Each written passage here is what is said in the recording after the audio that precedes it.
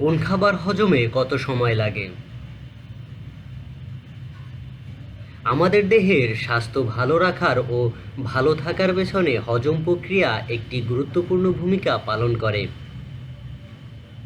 হজম প্রক্রিয়া মানে শুধু খাদ্য ভাঙা এবং দেহকে প্রয়োজনীয় পুষ্টি উপাদান সরবরাহ করা নয়। খাবার খাওয়ার পর তা খাদ্যনালী পেরিয়ে পৌঁছায় পাকস্থলীতে। পাকস্থলীতে থাকা বিভিন্ন প্রকার পাচক রস, অ্যাসিড ও প্রায় 10 লক্ষ কোটি উপকারী ব্যাকটেরিয়া খাদ্যকে পুরোপুরিভাবে প্রক্রিয়া হতে সাহায্য করে। খাবারের সাথে সাথে যেন পাচক রস ভালোভাবে মিশে যায়, এজন্য পাকস্থলীর নিচের অংশ একটি নির্দিষ্ট সময় অন্তর অন্তর সংকুচিত ও প্রসারিত হয়। আমরা অধিকাংশ মানুষই জানি না কোন খাবার কত সময় নিয়ে হজম হয়। চলুন জেনে নেই কোন খাবার পাকস্থলীতে কতক্ষণ থাকে। পানি।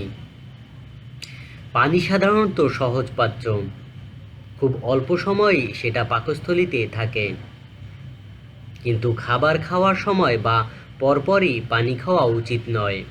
এতে অন্য খাবার খাওয়ার সময় হজমে সমস্যা হয়। শাকসবজি। কাঁচা এবং রান্না শাকসবজি সাধারণত গড়ে 30 থেকে 40 মিনিট সময় লাগে হজম হতে। মাছ হজম হতে সাধারণত 45 থেকে 60 মিনিট সময় লাগে। মুরগি। মুরগি সাধারণত 90 মিনিট থেকে 120 মিনিট সময় লাগে হজম হতে।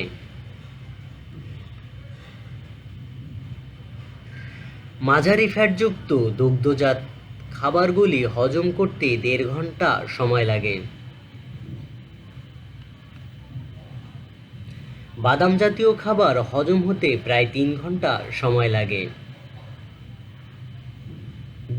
দুধের খাবার, ছানা, পনির ইত্যাদি হজম হতে প্রায় 2 ঘন্টা সময় লাগে।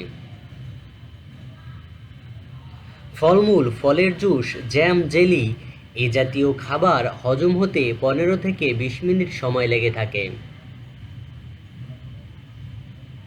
রেডিমিট, গরু এবং খাসির মাংস হজম হতে প্রায় 3 ঘন্টা সময় লাগে। ভাত, রুটি, আলু এ জাতীয় খাবার 30 মিনিট থেকে 45 মিনিট সময় লেগে থাকে। চর্বিযুক্ত মাংস, বিশেষত শুয়োরের মাংসকে 3 ঘন্টারও বেশি সময় লাগে হজম হতে। তবে খাবার হজম প্রক্রিয়া মানুষ এবং শরীরভেদে সময়ের কম বেশি হতে পারে। খাবারের এই টাইমিং জানা থাকলে বিভিন্ন সমস্যা এড়িয়ে চলা সম্ভব।